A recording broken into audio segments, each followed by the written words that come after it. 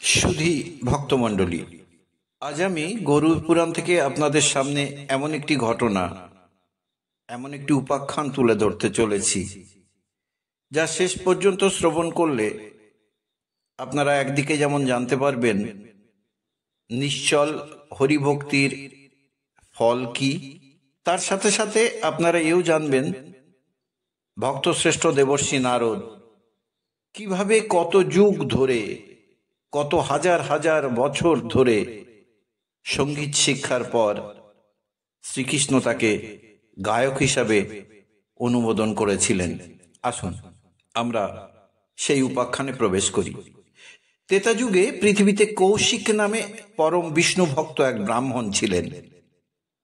তিনি একটি বিষ্ণু মন্দিরে সবসময়ই তার নাম গান করতেন।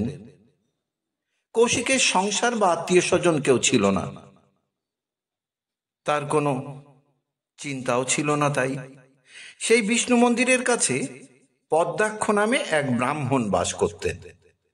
তিনি ছিলেন ধনবান, কিন্তু তিনি ছিলেন উদার। তার মধ্যে কৃপণতার লেশমাত্র ছিল না। একদিন তিনি কৌশিকের সুমধুর গান শুনে মোহিত হয়ে খোঁজ খবর নিতে শুরু করলেন। তিনি জানতে পারলেন কৌশিকের কেউ নেই, সে ভিক্ষা করে দিনাতিপাত করে না। তার গান শুনে যে যা দেয় তাতেই তার পেট চলে। কোনোদিন কিছু না পেলে সেদিন উপবাসী থাকে। পদ্মাক্ষ এই খবর পেয়ে সেই বিষ্ণু মন্দিরেই কৌশিকের আহারের ব্যবস্থা করে দিলেন।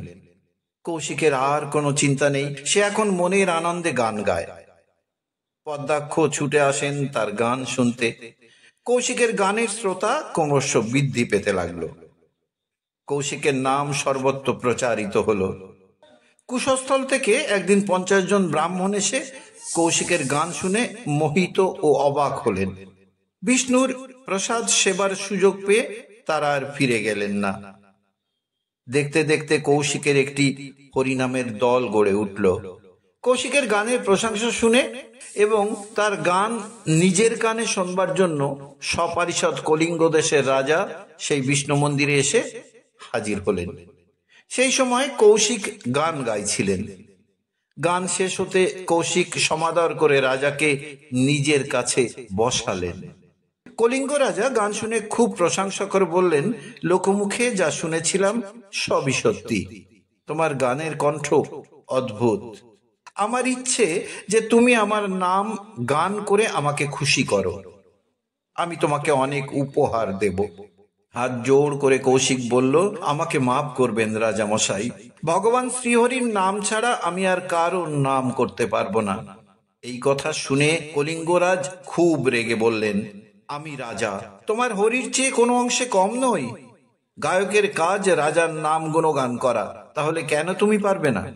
কৌশিক এবং তার শিষ্য ভক্তগণও এই কথা শুনে কিছু না বলে চুপ করে থাকলেন। কলিঙ্গরাজ গর্জন করে বললেন, আমার গুণগান যখন তোমরা করতে পারবে না, তখন আমার গায়করা গাইবে, তোমরা শুনবে। রাজার গায়করা তার গুণগান শুরু করলো। কৌশিকের দলবল এই গান শুনে কানে আঙুল দিল, কারণ তা হরি গুণগান নয়, রাজার নাম গান শোনাও পাপ। মহাত্মা কৌশিক কলিঙ্গরাজের অভিপ্রায় বুঝতে পেরে আসন ছেড়ে উঠে পড়লেন। দেখা দেখি তার ভক্ত শিষ্যরা উঠে পড়লেন। সেখান থেকে তারা অনেক দূরে চলে গেলেন। প্রতাপশালী রাজা যদি বাধ্য করেন তাদের রাজ নাম গুণগান করতে, তাই সকলেই কৌশিকের নির্দেশ মতো ছুরি দিয়ে নিজের নিজের জিভ কেটে ফেললেন। কৌশিকও তাই করলেন, যাতে আর কখনো গাইতে না পারেন।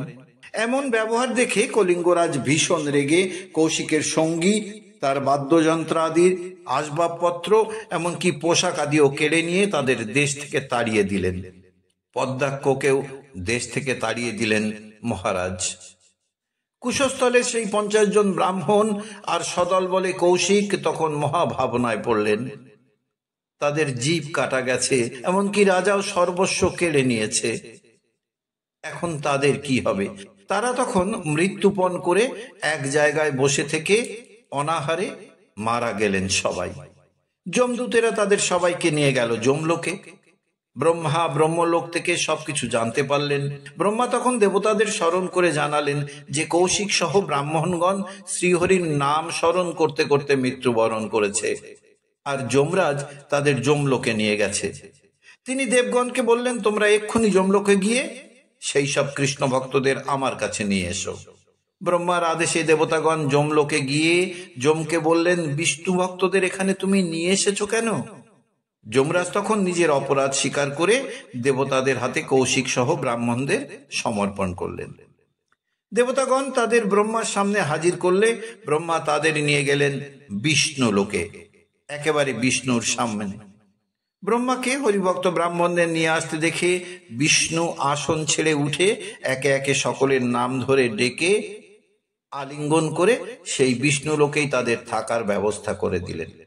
বিষ্ণুর এমন কার্যকলাপ দেখে দেবতারা ভাবলেন, যে সম্মান বহু সাধ্য সাধনা করে দেবতারাও পান না, মর্তের মানুষ হয়ে এরা এত সম্মান পেল। তারা তখন হরিভক্তের জয়ধ্বনি দিতে দিতে স্বস্থানে চলে গেলেন। ব্রহ্মা, দেবর্ষি নারদ, মুনি ঋষিরা সেখানে রয়ে গেলেন। লক্ষ্মী দেবী সেই সময় সেখানে উপস্থিত হলেন। বিষ্ণুর দূতগণ তখন সেই সভা থেকে সকলকে বের করে দেওয়ায় সেখানে শুধুমাত্র লক্ষ্মী দেবী ও নারায়ণ ছাড়া আর কেউ রইল না। তখন নারায়ণের ইঙ্গিতে গান গাইবার জন্য তুম্বুরুকে ডেকে আনা হলো। হরিভক্ত তুম্বুরু হলেন গন্ধর্বদের গুরু এবং সেই সঙ্গে সঙ্গীতেরও গুরু। নারায়ণ নিজেই আসন ছেড়ে উঠে ফুলের মালা তম্বুরুর গলায় পরিয়ে দিয়ে আলিঙ্গন করে বললেন, তোমার মধুর গীত শুরু করো তম্বুরু। বিনা বাজিয়ে তম্বুরু সুমধুর গান শুরু করলেন। তান মান লয়ে সে এক অপূর্ব পরিবেশনা। সকলে তার প্রশংসা করে অনেক উপহার দিয়ে সম্মানিত করলেন তাকে। এরই সঙ্গে নারদও গান শিখেছিলেন, কিন্তু নারায়ণ তাকে না দেখে তুম্বুরুকে গান শোনাবার জন্য ডাকলেন। নারদ অবাক হলেন। তিনি শ্রীহরির অতি প্রিয়জন। মনে মনে ভাবলেন যে তাহলে তিনি কি এখনো ভালোভাবে গান শিখতে পারেননি? নারায়ণ তাকে কোনো আমলই দিলেন না। নিজেকে ধিক্কার দিয়ে নারদ প্রতিজ্ঞা করে বসলেন, যেভাবেই হোক গান গেয়ে প্রভুর কাছে তিনি সম্মানের পাত্র হবেন। তিনি আবার চিন্তা করলেন, কার কাছে গান শেখার জন্য সাহায্য নেবেন, সুকণ্ঠের অধিকারী কিভাবে হবেন। ভাবলেন তপস্যা করেই সব সমস্যার সমাধান হবে। তারপর তিনি তপস্যায় বসলেন। একদিন আকাশবাণী শুনলেন, হে নারদ, তোমার অভিলাষ পূর্ণ করার জন্য তোমাকে মানস সরোবরের উত্তরে যেতে হবে। সেখানে গান বন্ধু নামে পরিচিত উলুক পাখির কাছে তুমি গানের তালিম নাও। আকাশবাণী শুনে দেবর্ষি নারদ ছুটে চললেন মানস সরোবরের উত্তর পর্বতে। সেখানে দেখলেন বহু গন্ধর্ব, কিন্নর, যক্ষ, অপ্সরাগণ একটি পাখিকে ঘিরে বসে গানের তালিম নিচ্ছে। গান বন্ধুর সুমধুর গলা শুনে প্রাণ জুড়িয়ে যায়। নারদ ধীরে ধীরে সেদিকে অগ্রসর হলেন। নারদকে দেখে গান বন্ধু প্রণাম জানিয়ে বললেন, আপনি এখানে কি মনে করে হে দেবর্ষি নারদ? আসুন, বসুন, আমি কি সেবা করতে পারি আপনার?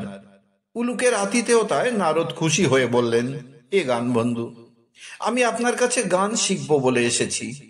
শ্রীহরির প্রিয় পাত্র কৌশিক বা তুম্বুরুর মতো হতে পারিনি, কিন্তু গান আমি শিখেছি। ভালোভাবে গাইতে না পারার জন্য নারায়ণ আমাকে উপেক্ষা করেছেন। আমি যাতে শ্রীহরির প্রিয় পাত্র হতে পারি সেইভাবে আমাকে শিক্ষা দিন। নারদের প্রার্থনা শুনে উলুক বললেন, আপনি যা বললেন খুবই সত্যি কথা। নাম, গান, কীর্তন শ্রীহরির পছন্দ করেন। ইন্দ্রদম্ন রাজার বরে আমি দীর্ঘজীবন লাভ করেছি, তাই অনেক কিছু শিক্ষা লাভ করেছি। হরিদ্বেষী রাজা ভুবনেশ হরিনাম বন্ধ করে দিলেন। হরিমিত্র নামে এক ব্রাহ্মণ সেই নির্দেশ না মেনে শ্রীহরির সুন্দর এক চতুর্ভুজ মূর্তি গড়ে ওতে ভক্তির সঙ্গে পূজা করতেন, তার গুণগান গাইতেন। রাজার আদেশ অমান্য করার জন্য হরিমিত্রের সবকিছু কেড়ে নিয়ে শ্রীহরির মূর্তি ভেঙে দিয়ে তাকে রাজ্য থেকে তাড়িয়ে দেওয়া হলো। তারপর কালক্রমে রাজা মারা গেলেন। হে দেবর্ষি, সেই রাজা এখন এখানকার একটা গাছের কোটরে বাস করেন, আর খিদের জ্বালায় নিজের মাংস নিজেই খান। আর হরিমিত্র মৃত্যুর পরে চলে গেলেন বৈকুণ্ঠে। এই দৃশ্য দেখে আমার হরিগুণ গান শেখার প্রবল ইচ্ছা জাগে। 120 বছর কেটে গেল আমার এই গান শিখতে। গন্ধর্ব কিন্নরদের সঙ্গে গান শিখতে ধৈর্য ধরতে পারলে আপনি সুগায়ক হবেন। নারদ উলুককে গুরুরূপে বরণ করে নিয়ে বললেন, আমি আপনাকে গুরুপদে অভিষিক্ত করছি। আপনার উপদেশ মতো আমি চলব, কখনো তার থেকে বিচ্যুত হব না।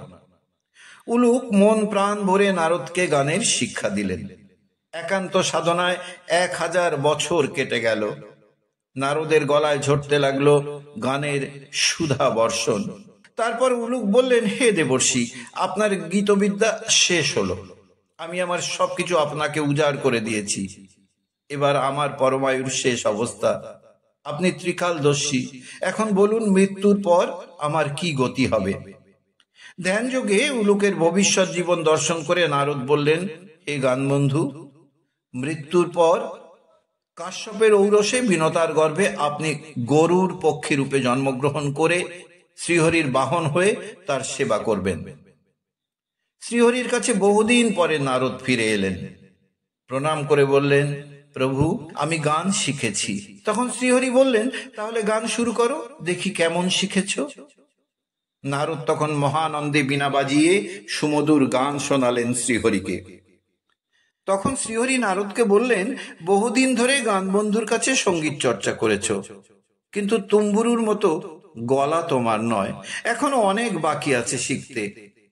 দাপর যুগ যখন আসবে, আমি কৃষ্ণ নামে তখন ধরাধামে আবির্ভূত হব। তখন তুমি আমার সঙ্গে দেখা করবে।